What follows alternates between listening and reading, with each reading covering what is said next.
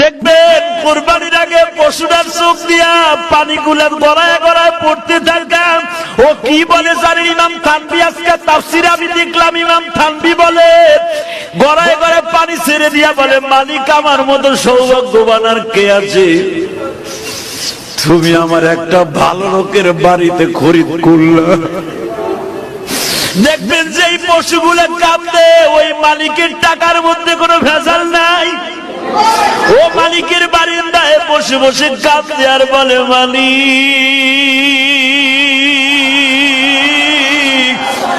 আমার ভাষা তুলি আর কেউ বুঝে না, তুমি বুঝাও। দেখবা কোরবানির একদিন আগে ওর মুখে কোনো খাবার দেয় না, যত দামি দামি খাবার দাও না কিন্তু খায় না, খোল ভুসি দাও খায় না, তাজা ঘাস দাও খায় না।